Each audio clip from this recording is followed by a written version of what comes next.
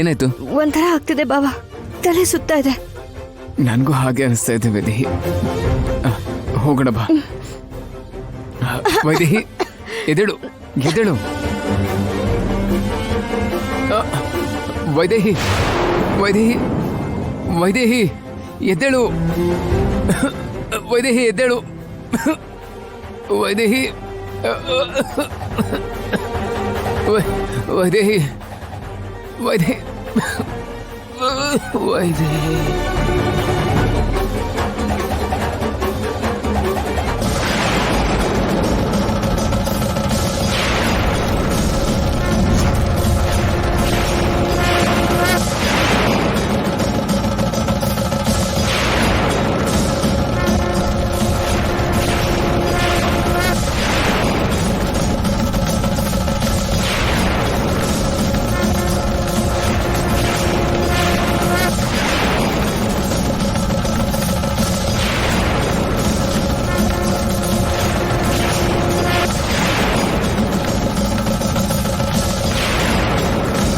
ದೀಪ ಆರು ಹೋಗೋ ಥರ ಇದೆ. ಒಳಗೆ ನನ್ನ ಮೊಮ್ಮಗಳಿಗೆ ಏನೂ ಆಗೋದಿಲ್ಲಲ್ವಾ? ಹರ ಹರ ಮಹಾದೇವ ಶಂಭೋ ಶಂಕರ.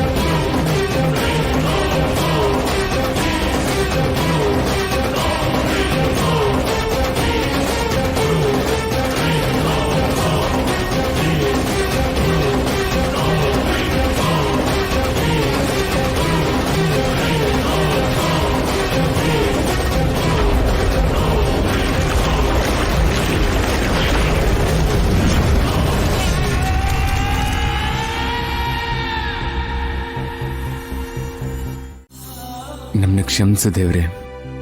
ನಿಜಾನ ಎಲ್ರೂ ಮುಂದೆ ಹೇಳಕ್ಕಾಗ್ಲಿಲ್ಲ. ಹಾಗಂತ ನಿಜ ಹೇಳ್ದೆ ತಪ್ಪು ಮಾಡ್ತಾ ಇದೀವನ್ನ ನೋವಲ್ಲೂ ಇರಕ್ಕಾಗಲ್ಲ. ಹರ ಹರ ಮಹಾದೇವ ಶಂಭೋ ಶಂಕರ.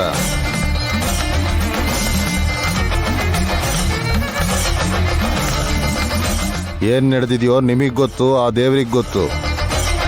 ಆದರೆ ಆದಿ ದಂಪತಿಗಳ ಅಲಂಕಾರ ಆಗೋ ತನಕ, ನಿತ್ಯ ಪೂಜೆ ನಡೆಯೋ ತನಕ ಶಾಪವಾಗೇ ಇರುತ್ತೆ. ಆಪತ್ತು ಬರ್ತಾ ಇರುತ್ತೆ, ಸಾವಿನ ಸಂಭವನೂ ಇರುತ್ತೆ.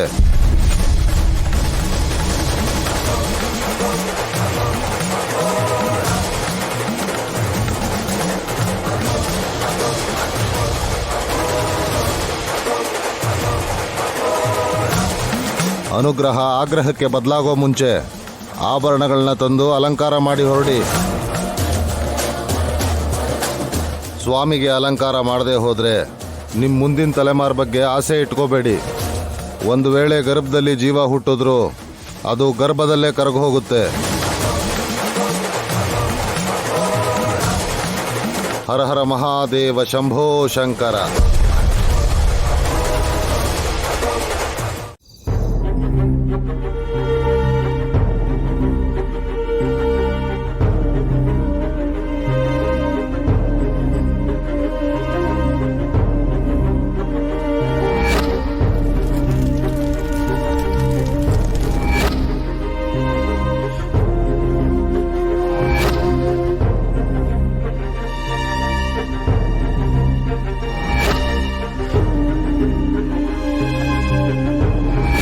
ವೈದೇಹಿಗೆ ಅವಳ ತಲೆ ಮೇಲೆ ಹಾಕಿದ ನೀರಲ್ಲಿ ಪೆಟ್ರೋಲ್ ಮಿಕ್ಸ್ ಮಾಡಿದ್ರು.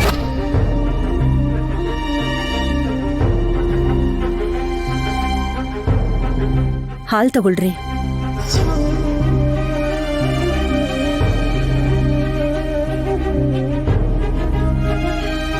ಏನು ಅಂದ್ರೆ ಏನ್ ಯೋಚಿಸ್ತಾ ಇದ್ದೀರಾ?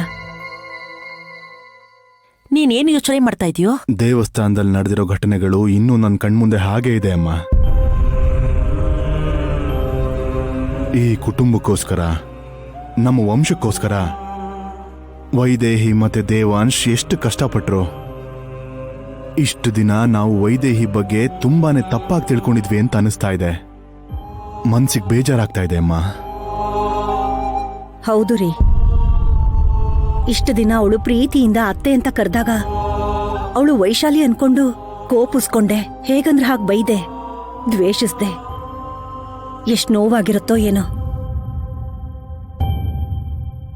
ಆದ್ರೆ ಆ ನೋವನ್ನೆಲ್ಲ ಪಕ್ಕಕ್ಕಿಟ್ಟು ಪ್ರತಿ ಕ್ಷಣ ನಮ್ಗೋಸ್ಕರನೇ ಯೋಚಿಸ್ತಿದ್ಲು.